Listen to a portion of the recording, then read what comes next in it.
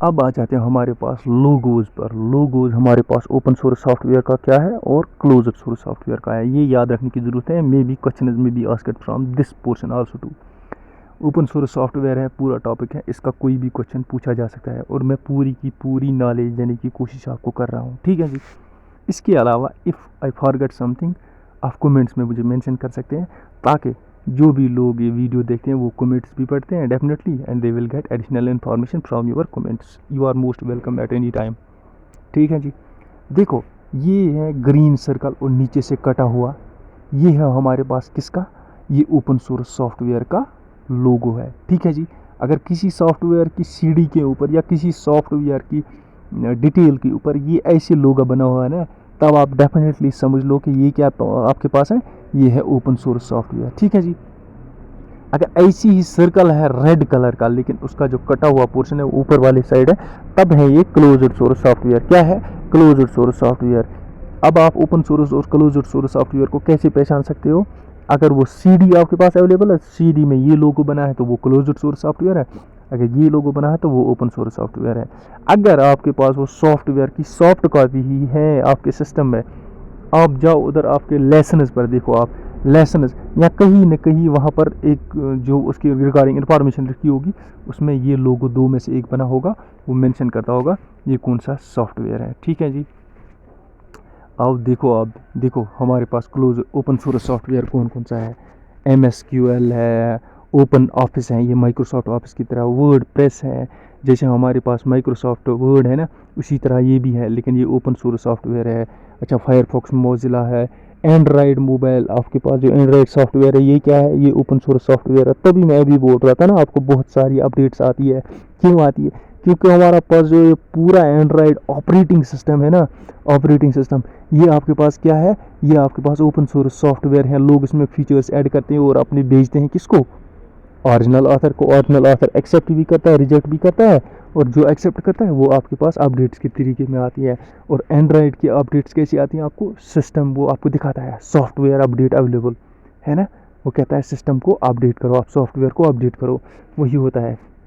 इसी तरह ये बहुत सारे और भी है, ठीक है जी। अब यहाँ पर याद रखने की ज़रूरत है, हमारे पास जो क्वेश्चन एग्जाम्स में पूछे जाते हैं कि examples of operating systems, sorry examples of open source softwares, जो इम्पॉर्टेंट ओपन सोर्स सॉफ्टवेयर हमारे पास अवेलेबल है उनकी एग्जाम्पल। सबसे पहले GNU Linux, Firefox Mozilla, VLC media player, sugar cane CRM, GIMP, VNC, Apache web browser याद आ गया ना, Apache, Libra office, ये सब हमारे पास क्या है, ये ओपन सोर्स सॉफ्टवेयर है। ये याद रखने की ज़रूरत है, इनको किसी भी हालत में आप याद करके रखो। ये जितने भी हमारे पास सॉफ्टवेयर्स हैं, ये हमारे पास क्या है, ये ओपन सोर्स सॉफ्टवेयर्स हैं। अब और एक कंसेप्ट आपके पास, ये पॉइंट एक है, ये याद रखो, ये ज़रूरी याद रखने की बात है। क्या है मैं बताने जा रहा हूँ, ये मैंने हाईलाइट करके इसीलिए लिखा हुआ है आप लोगों के लिए, ये आप याद रखो डेफिनेटली। सबसे पहला operating system open source software किसने बनाया, सबसे पहले ओपन सोर्स सॉफ्टवेयर किसने बनाया, ये आप ऐसे याद रखो। सबसे पहले हमारे पास जो ओपन सोर्स सॉफ्टवेयर है, ओपन सोर्स सॉफ्टवेयर यानी जिसके साथ सोर्स कोड फ्रीली अवेलेबल था, फ्री अवेलेबल जिसका सोर्स कोड था, वो था A2 सिस्टम्स। क्या था, A2 सिस्टम्स। ये सबसे पहला दुनिया का सॉफ्टवेयर था जिसका सोर्स कोड आपको फ्रीली अवेलेबल हुआ, यानी सबसे पहला OSS ओपन सोर्स सॉफ्टवेयर कौन था, A2 सिस्टम्स। ये किसने बनाया था, ये बनाया था यूनिवैक ने। किसने बनाया था, यूनिवैक ने। अब यूनिवैक एक कंपनी थी, उसके अंदर बहुत सारी डिवीजन्स थी। उस डिवीजन का नाम क्या था, उसका नाम था रेमिंगटन रैंड। क्या था, रेमिंगटन रैंड। जिस डिवीजन ने ये बनाया, रेमिंगटन रैंड, ये इसलिए मैंने अलग लिखा है, ये याद रखो। सबसे पहला दुनिया का ओपन सोर्स सॉफ्टवेयर कौन है, A2 सिस्टम्स। किसने बनाया, यूनिवैक ने। यूनिवैक ने की कौन सी डिवीजन या डिपार्टमेंट ने, रेमिंगटन रैंड ने बनाया, ठीक है जी। थोड़ा एग्जांपल्स और देख लो आप ओपन सोर्स और क्लोज्ड सोर्स के। क्लोज्ड सोर्स देखो, क्लोज्ड सोर्स हमारे पास मैकएफे है। मैकएफे क्या है, एक एंटीवायरस है ना, ये क्या है, ये क्लोज्ड सोर्स सॉफ्टवेयर है। एप्पल का एंड्रॉयड, एप्पल मोबाइल का सिस्टम देखो, ऑपरेटिंग सिस्टम, या एप्पल आपका जो लैपटॉप है या डेस्कटॉप है उसका देखो आप, वो क्या है, वो क्लोज्ड सोर्स सॉफ्टवेयर। कुल मिलाकर एप्पल का सॉफ्टवेयर जो है ये क्या है, क्लोज्ड सोर्स सॉफ्टवेयर। विंडोज़ की सीडी है ना, पहले 2007 में, 8 में, 9 में, 10 तक ये विंडोज़ की सीडी जो थे ना, ये 5000 की आती थी ओरिजिनल विंडोज़ की सीडी। आजकल ज़्यादा में आती है, 6000 7000 में आती है। ठीक है जी। यानी जो आपके सिस्टम में विंडोज़ होती है ना, ओरिजिनल जेन्युइन विंडो, वो क्या है, वो क्लोज्ड सोर्स सॉफ्टवेयर, आप उसको क्या कर सकते हैं, आप उसको एडिट नहीं कर सकते हो। अब वो पैड होती है, ये पैड होती है, आप इसको एडिट नहीं कर सकते हो। कौन सी, ये जो विंडोज़ है, यानी विंडोज़ ऑपरेटिंग सिस्टम है, ये आपके पास क्लोज्ड सोर्स सॉफ्टवेयर है, आप इसे चेंज नहीं कर सकते हो।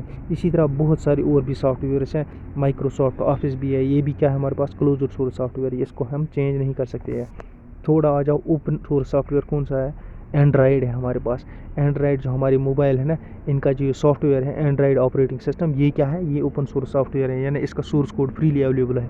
अगर आपके पास नॉलेज है, अगर आप सॉफ्टवेयर के बारे में जानते हैं, सॉफ्टवेयर बनाना जानते हैं, तो आप इस एंड्राइड में चेंजेस कर सकते हैं, अपनी मोबाइल में अपने अकॉर्डिंग चेंजेस कर सकते हैं। फिर चाहे आपका ऑथर आगे ऐड करे, वो चेंज एक्सेप्ट करें या ना करें, आप अपने मोबाइल में आपको पर्सनलाइजेशन आप इसको कर सकते हैं। अच्छा, सिम्बियन ऑपरेटिंग सिस्टम है, फायरफॉक्स, मोजिला है, इसी तरह बोर, लिनक्स हैं, बहुत सारी चीज़ें हमारे पास सॉफ्टवेयर्स हैं जो क्या है हमारे पास ओपन सोर्स सॉफ्टवेयर। ठीक है जी, ये भी यही है। अब यहाँ पर आपको क्लियर हो जाएगा, क्या हो जाएगा क्लियर, ऑपरेटिंग सिस्टम, ये ओपन सोर्स सॉफ्टवेयर के बारे में और कुछ क्लियर हो जाएगा। देखो, father of open source software कौन है, रिचर्ड स्टॉलमैन। ये याद रखो, दिमाग में भर के रखो, याद ऐसी याद रखो कि ये आपको कभी भूलना नहीं चाहिए। हमारे पास रिचर्ड स्टॉलमैन जो है, ये क्या है, ये father of open source software है। ठीक है जी। ओपन सोर्स सॉफ्टवेयर कौन सा होता है, जिसका सॉफ्टवेयर कोड फ्रीली अवेलेबल हो। मोस्टली फ्री सॉफ्टवेयर होते हैं ये, मोस्टली ये सॉफ्टवेयर जो ओपन सोर्स सॉफ्टवेयर है ना, ये फ्री होते हैं मोस्टली, यानी ये सॉफ्टवेयर आप जब डाउनलोड करते हो ये फ्रीली डाउनलोड होते हैं, फिर सॉफ्टवेयर कोड भी इसके साथ होता है। कभी कभी ऐसा होता है कि ये सॉफ्टवेयर आपको पैड मिल जाए, आपको पे करना पड़े सॉफ्टवेयर को डाउनलोड करने में, और साथ में आपको ये इसका जो सोर्स कोड है ये भी आपको मिल जाता है। मैंने आपको अभी बोला, जो एक सॉफ्टवेयर होता है उसके दो पार्ट्स होते हैं, एक होता है कर्नल, एक होता है शेल। कर्नल जो इनर मोस्ट पार्ट होता है, जिसको हम सेंटर पार्ट भी बोलते हैं, कोर भी बोलते हैं, न्यूक्लियस भी बोलते हैं, या इंटरनल पार्ट भी बोलते हैं, इसको कोई भी बंदा चेंज नहीं कर सकता है बगैर उस ऑथर के जिसने इसको बनाया हो। और बाहर वाला जो पार्ट होता है उसे शेल कहते हैं, शेल को हम चेंज कर सकते हैं अगर हमारे पास सोर्स कोड अवेलेबल है। ठीक है जी। ये हो गया हमारे पास ये वाला सिस्टम। अब आ जाओ नेक्स्ट पर, यहाँ से आपको सॉफ्टवेयर, ओपन सोर्स सॉफ्टवेयर का और थोड़ा सा क्लियर हो जाएगा अगर आपको ऊपर समझ नहीं आया होगा। ये एक बंदा, इसने फ्री सॉफ्टवेयर बनाया, ये देखो शेल और कोर है ना, दोनों डाल दिया इसने इंटरनेट पर। इंटरनेट पर एक यूज़र है यहाँ पर, ये यूज़र लेकिन सॉफ्टवेयर इंजीनियर है, ये डेवलपर भी है। इसने क्या किया, इसने जाकर ये शेल कोर, इसको कर्नल को तो चेंज नहीं कर पाएगा, लेकिन इसने देखो इधर इधर ऐसे ऐसे किया ना, किसको किया, शेल को। इसका मतलब इसने शेल को चेंज किया, शेल को इसने चेंज किया, फिर इसने ये भेज दिया ओरिजिनल ऑथर के वापस भेज दिया ओरिजिनल ऑथर के पास। ये देखो मैंने चेंजेस किया आपके शेल की, यानी कुछ और फीचर्स यहाँ पर ऐड किए होंगे, ये ऐसे ऐसे मतलब फीचर्स ऐड किए हैं। अब ये मर्ज़ी है इसकी, किसकी, ये ओरिजिनल ऑथर डेवलपर, इसकी मर्ज़ी है, वो इस सॉफ्टवेयर के अपडेट जो इसने इसको दी है एडिशनल फीचर्स, इनको एक्सेप्ट भी कर सकता है, रिजेक्ट भी कर सकता है। एक्सेप्ट कर सकता है, रिजेक्ट भी कर सकता है, वो मैं नेक्स्ट फिगर में बताऊँगा आपको, एक्सेप्ट रिजेक्ट। ठीक है जी। अब आ जाओ इधर, इस फिगर से आपको बिल्कुल, जिसको ऊपर तक समझ नहीं आया होगा वो समझ में आ जाएगा। ठीक है गाइस, अब देखो, अब हमारे पास आ जाता है, हमारे पास वर्किंग ऑफ ऑपरेटिंग सिस्टम, ये working of open source software. ठीक है जी। देखो यहाँ पर एक ऑथर है, इसने एक सॉफ्टवेयर बनाया, ये सॉफ्टवेयर है, इसका फ्री सोर्स कोड इसने अवेलेबल कर दिया और इंटरनेट पर डाल दिया। इंटरनेट पर डाल दिया ना, यहाँ पर बहुत सारे लोग यूज़र्स होते हैं, एक यूज़र यहाँ पर है, एक ये यूज़र है, एक ये यूज़र है, लेकिन अनफॉर्चुनेटली यहाँ पर क्या है कि मैंने 3 ही यूज़र्स लिए हैं, लाखों हज़ारों करोड़ों होते हैं, देखो अरबों होते हैं। ये यूज़र जो है ना, ये वाला, ये एक सॉफ्टवेयर इंजीनियर है, ये भी एक सॉफ्टवेयर इंजीनियर है। ठीक है जी, ये भी एक सॉफ्टवेयर इंजीनियर है, और ये दूसरा जो है ना, ये तीसरा, ये खाली यूज़र है मेरी और आपकी तरह, ये सिर्फ चलाना जानता है, और ये सॉफ्टवेयर इंजीनियर नहीं है। अब क्या होता है, इंटरनेट पर ये लोग इस पर डाउनलोड करते हैं। अब देखो क्या होता है, अब देखो क्या होता है, मेन चीज़ क्या होती है यहाँ पर जिसकी इम्पोर्टेंट आपको समझने की ज़रूरत है। देखो अब मैं ये सर्कल वर्कल नहीं करूँगा, एरो से ही बताऊँगा आपको। इस बंदे ने क्या किया, इसने अपनी तरफ से, ये सॉफ्टवेयर इंजीनियर था ना, इसमें बहुत सारे फीचर्स ऐड किए और वापस भेज दिया आर्नल आथर को, देखो भाई मैंने क्या किया, मैंने इसमें ये फीचर्स ऐड किए हैं, आप इनको ऐड करो। ठीक है जी। ये जो ये बंदा था, इसने भी बहुत सारे फीचर्स ऐड किए और आर्नल आथर को वापस भेज दिए, देखो भाई मैंने इसमें ये कर दिया है। ये ज़रूरी आथर को वापस भेजना होता है ना, नहीं तो ये इलीगल माना जाती है फिर ये एक्शन, अगर आप उसी को लेकर कंटिन्यू करते हो। ठीक है जी। अब इस आथर की मर्जी है, ये देखेगा, इसने इसका भी देखा, कहा हाँ भाई इसने अच्छा किया है, इसने इस वाले बंदे को एक्सेप्ट किया, इसके जो चेंजेस हैं, इसकी मॉडिफिकेशन जो है, इसके फीचर जो इसने ऐड किए, इसने इसको एक्सेप्ट किया। इस एक्सेप्ट करने को क्या बोलते हैं, पैच करना। जहाँ ये ओरिजिनल आथर क्या चेंज करे, चेंज को एक्सेप्ट करेगा, जो इसको changes modification add extra features जो बाहर से ऐड किए गए हैं यूज़र्स ने, डेवलपर्स ने, वो इसको एक्सेप्ट करे, उसको क्या बोलते हैं, पैच करना। ये देखो नए पैच इसने एक्सेप्ट किए ना, किसने, इस डेवलपर ने एक्सेप्ट किए।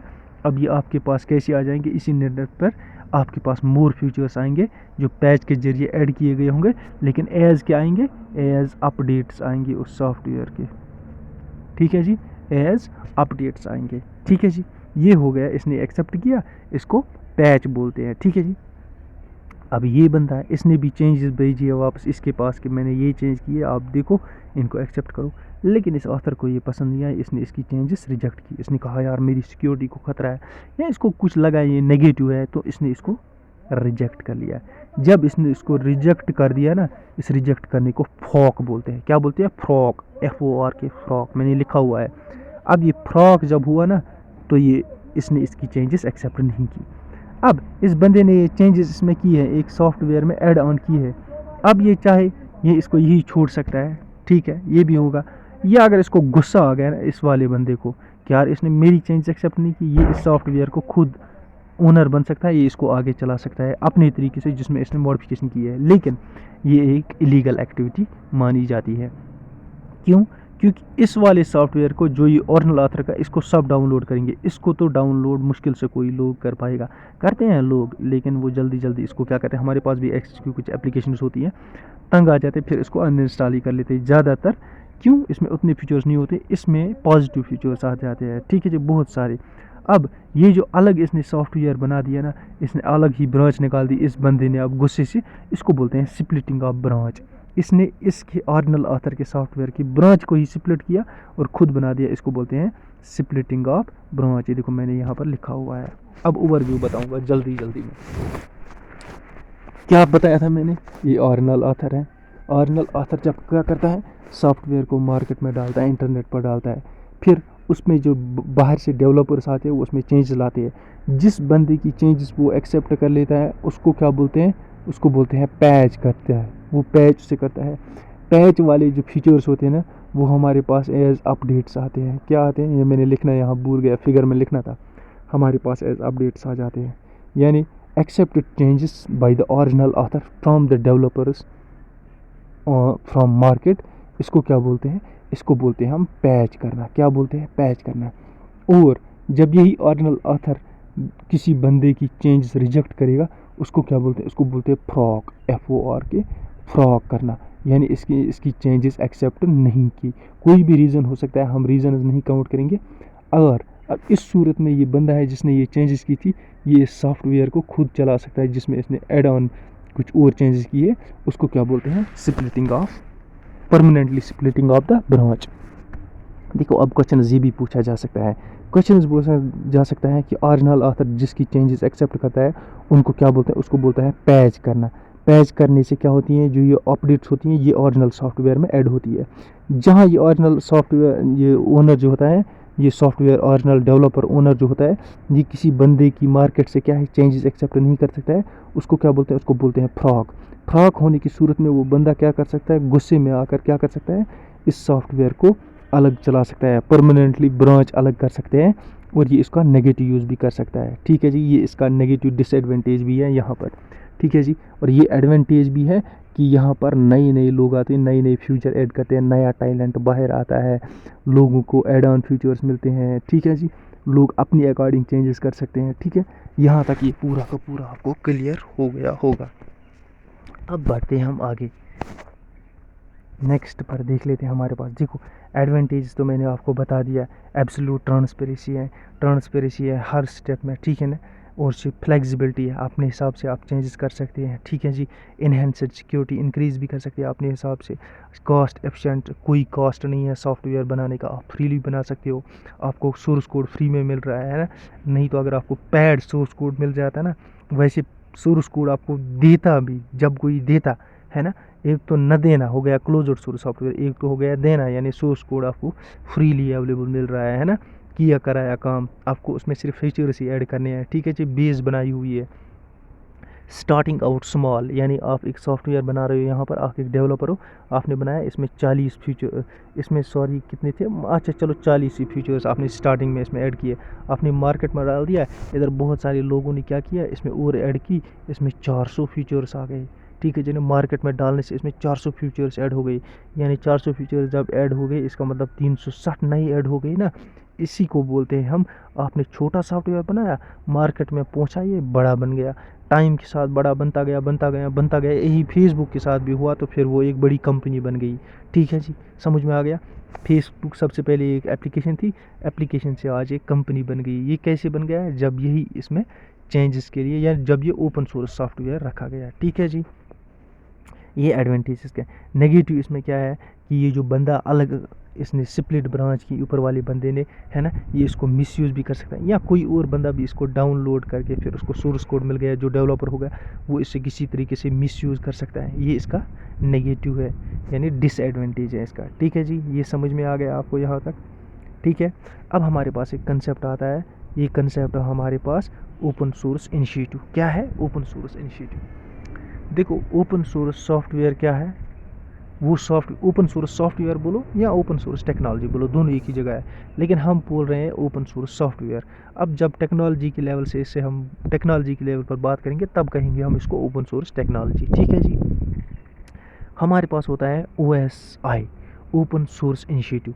ओपन सोर्स इनिशिएटिव एक ऑर्गेनाइजेशन है, एक कंपनी है, एक ऑर्गेनाइजेशन है जो डील करती है इन सॉफ्टवेयर के साथ। ये मतलब नहीं बेचती है, यानी इनके रिगार्डिंग रूल्स एंड रेगुलेशंस, इनके ऊपर नज़र रखती है, इनके नए रूल्स एंड रेगुलेशंस बनाती है, कैसे कहाँ पर क्या होना चाहिए, किस हिसाब से क्या क्राइटेरिया होना चाहिए ओपन सोर्स सॉफ्टवेयर के लिए, कौन सी चेंजेस एक्सेप्ट कर सकते हैं, कौन सी नहीं कर सकते हैं, किस सूरत में क्या कर सकते हैं, जितने भी रूल्स एंड रेगुलेशंस हैं ये बनाती हैं। ये एक क्या है ऑर्गेनाइजेशन, इसको बोलते हैं open source initiative, OSI। OSI कब बना?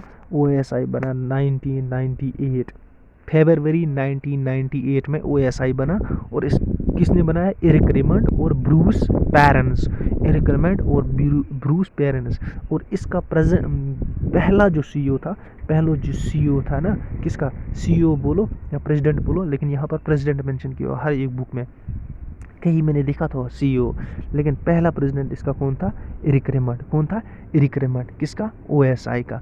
अब आपको समझ में आ गया, OSI एक क्या है? ऑर्गेनाइजेशन है, और OSS क्या है?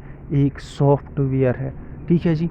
और OSS का काम, OSI का काम क्या है? डील करता है ये किन? इन सॉफ्टवेयर के साथ, OSI is an organization that deals with the rules and regulations, or that frames the rules and regulations for the open source softwares, ठीक है जी। अब यहाँ पर और एक कंसेप्ट के ऊपर आ जाओ, जो फादर ऑफ OSS है, मैंने ऊपर बताया आपको कौन है, रिचर्ड स्टॉलमैन। उसके बारे में थोड़ी इन्फॉर्मेशन, उसका दूसरा नाम क्या है? RMS। स्मॉल लिखो या कैपिटल लिखो, बहुत जगह मेंशन किया जाता है उसका दूसरा नाम। उसकी एजुकेशन क्या थी? उसने हार्वर्ड यूनिवर्सिटी से पढ़ा था, और ये कुछ है मैसाचुसेट्स इंस्टीट्यूट ऑफ टेक्नोलॉजी से भी उसने पढ़ा था, ठीक है जी। ये भी क्लियर हो गया। अब उसकी ऑक्यूपेशन क्या थी? वो करता क्या था? डॉक्टर था, इंजीनियर था, क्या था? लेकिन वो था एक प्रोग्राम एक्टिविस्ट, यानी एक्टिविस्ट प्रोग्राम, यानी सॉफ्टवेयर से ही रिलेटेड था, कंप्यूटर यानी सॉफ्टवेयर इंजीनियर ही था वो, ऐसे याद रखो। उसको ज़्यादातर किसके लिए जाना जाता है? उसको इन चीज़ों के लिए ज़्यादा जाना जाता है। किसके लिए? फ्री सॉफ्टवेयर, OSI है ना, ये सॉरी फ्री सॉफ्टवेयर के लिए movement of GNU, MSS GNU, compiler collection GNU, in softwares के लिए उसको बहुत ज़्यादा यार फेमस माना जाता है। यानी इन चीज़ों की वजह से वो ज़्यादा फेमस हो गया। किन चीज़ों की वजह से? ये जो ऊपर सॉफ्टवेयर्स हैं। ठीक है जी, यहाँ तक क्लियर हो गया होगा मेरे ख्याल से आपको पूरा का पूरा OSI और OSS। ठीक है जी, अब कुछ टर्म्स हैं जो रिलेटेड है हमारे पास। किससे रिलेटेड है हमारे पास टर्म्स रिलेटेड हैं OSS से। OSS से बोलो या सॉफ्टवेयर से। ये वहाँ भी पढ़ा सकता था मैं सॉफ्टवेयर में, लेकिन मैंने सोचा यहाँ ही पढ़ा लेते हैं ताकि आपको यहाँ कन्फ्यूजन क्लियर हो जाएगा। ठीक है जी, मैं देखता हूँ ऐसे पहले।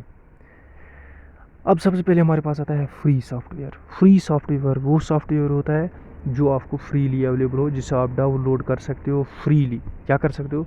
कोई पैसा आपको नहीं देना है डाउनलोड करने के लिए। ठीक है जी, डाउनलोड करने के लिए आपको कोई पैसा नहीं है। आप प्ले स्टोर में जाते हो, अभी कोई भी एप्लीकेशन आप डाउनलोड करते हो आपको वो फ्रीली मिलती है। आपको कोई पैसा नहीं देना पड़ता है उसको डाउनलोड करने के लिए। कोई एप्लीकेशन ऐसी होती है जो आपको पैड देनी पड़ती है, उसको बोलते हैं पैड सॉफ्टवेयर। वो मैंने यहाँ नहीं लिखा है, मैंने लिखा है फ्री। इसका अपोजिट आपको खुद को खुद समझ आएगा। फ्री का अपोजिट होता है पैड सॉफ्टवेयर। ठीक है जी, समझ में आ गया? यहाँ तक क्लियर है? ठीक है, अब इसका सॉफ्टवेयर कोड जो है ना, ये फ्रीली अवेलेबल हो सकता है या नहीं भी हो सकता है। फ्री सॉफ्टवेयर का सॉफ्टवेयर कोड है ना, ये फ्रीली अवेलेबल हो भी सकता है, नहीं भी हो सकता है। ये याद रखो, फ्री सॉफ्टवेयर फ्री हो सकता है, लेकिन इसका जो सोर्स कोड है, सॉफ्टवेयर का जो सोर्स कोड है, ये फ्रीली अवेलेबल हो भी सकता है, नहीं भी हो सकता है। ठीक है जी, अब आ जाओ हमारे पास शेयरवेयर क्या है? शेयरवेयर होता है एक सॉफ्टवेयर होता है, ये आपको 30 डेज़ तक ट्रायल के लिए फ्री मिलता है। 30 डेज़ के बाद आपको पेड करना पड़ेगा। ये सॉफ्टवेयर के लिए आपको ये सॉफ्टवेयर डाउनलोड करते हो ना, वो कहता है आपको फ्रीली आप चला सकते हो एक लिमिटेड टाइम तक। आप 1 महीने तक उस एप्लीकेशन को चला रहे हो, 1 महीने के बाद वो तुरंत बंद हो जाती है। वो कहती है भाई आप पे करो, इसको दोबारा आप चला सकते हो। यानी ये 30 डेज़ तक फ्री है, 30 डेज़ के बाद आपको पेड करना पड़ेगा। इसको बोलते हैं हम शेयरवेयर सॉफ्टवेयर। क्या बोलते हैं? Shareware software. ये देखो मैंने एग्जांपल्स भी नीचे बताई रखी हुई है, आप खुद देख लेना। जैसे स्काइप है हमारे पास, गूगल क्रोम है हमारे पास। उसके बाद आता है हमारे पास प्रीमियम सॉफ्टवेयर। प्रीमियम देखो क्या होता है। प्रीमियम आपके पास सॉफ्टवेयर एक है, फॉर एग्जांपल आपने एक सॉफ्टवेयर लिया, 1 मिनट में आपको बताता हूँ। आपने एक सॉफ्टवेयर लिया, इसमें 30 फीचर्स हैं। कितने हैं? 30 फीचर्स हैं। ठीक है जी, आप इसमें देख रहे हो कि आप इसमें से 30 में सिर्फ 10 ही यूज़ कर पा रहे हो। कितने यूज़ कर पा रहे हो? 10 यूज़ कर पा रहे हो। 10 आप यूज़ कर पा रहे हो, बाकी बचे कितने? 20। 30 में से बाकी कितने बचे? 20। अब ये 20 आप यूज़ नहीं कर पा रहे हो। आप जब भी इन 20 में से किसी पर क्लिक करते हो ना, 20 वाले में से किसी भी उस पर आइकन पर क्लिक कर लेते हो, ये आपको बोलता है भाई पे करो। अनलॉक करने के, या ऐसे बोलेगा अनलॉक करने के लिए पे करो। यानी प्रीमियम वो सॉफ्टवेयर हैं जिसके कुछ हमारे पास, कुछ उसकी मतलब एप्लीकेशन हमारे पास क्या है, फ्री है, और कुछ हमारे पास पेड है। यानी जो हमारे पास उसकी जो पहली एप्लीकेशन है, बिगनिंग वाली हमारे पास है, वो हम क्या कर सकते हैं, बिगनिंग वाली हमारे पास जो उसकी है वो हम फ्रीली यूज़ कर सकते हैं। और जो इसकी अदर है ना एडवांस्ड फीचर्स, उसको क्या है, उसको हमें पे करना पड़ता है। एक बार फिर से आपको बताऊंगा, प्रीमियम सॉफ्टवेयर वो सॉफ्टवेयर होता है जिसकी कुछ एप्लीकेशनें हम फ्रीली कर सकते हैं यूज़, यानी इसके कुछ फीचर्स हम फ्री ऐड कर सकते हो, और इसके एडवांस्ड फीचर्स यानी कुछ और करने हैं हमें यूज़, तो हम उसके लिए पे करना पड़ता है। यानी एक सॉफ्टवेयर है मेरे पास था एक, हाँ, इमेज बैकग्राउंड चेंजर। इसमें है तकरीबन 30 तरह के बैकग्राउंड्स आप चेंज कर सकते हैं। कितने? 50 हैं शायद, 10 टोटल इसमें 50 आपके बैकग्राउंड आ सकते हैं। 10 इसमें आपको फ्री मिलते हैं, और बचे कितने? 40। वो 40 आपको ना यूज़ करने के लिए क्या करना पड़ता है, वो कहता है अनलॉक करो। अनलॉक पर क्लिक करो, वो डेबिट कार्ड की डिटेल मांगता है, भाई पे करो ये वाला फीचर यूज़ करने के लिए। आपने एक बार पे किया तब जाकर वो आपके लिए हमेशा के लिए फ्री हो गया। ठीक है कि नहीं? ये भी एक तरीके से, यानी ये एप्लीकेशन आधी पेड है, आधी फ्री है। ठीक है जी, आसान वाली फ्री है और एडवांस वाली पेड है। उसके बाद हमारे पास सॉफ्टवेयर फ्रीवेयर सॉफ्टवेयर होता है। ऊपर मैंने पढ़ाया था फ्री सॉफ्टवेयर। फ्री सॉफ्टवेयर मैंने क्या बताया था, सॉफ्टवेयर फ्री है लेकिन इसका सोर्स कोड जो है वो फ्री हो भी सकता है, नहीं भी हो सकता है। लेकिन फ्रीवेयर सॉफ्टवेयर वो सॉफ्टवेयर है, ये सॉफ्टवेयर भी फ्री अवेलेबल है और इसका जो सोर्स कोड साथ में है ये भी फ्री है। यानी सोर्स कोड भी फ्री है, सॉफ्टवेयर भी फ्री है, सोर्स कोड भी फ्री है, सॉफ्टवेयर भी फ्री है। इसी के साथ एंड हो गए ये हमारे पास टर्म्स। अब हम नेक्स्ट पढ़ेंगे कंप्यूटर का इंटरफेस। ठीक है जी, ये हम पढ़ेंगे।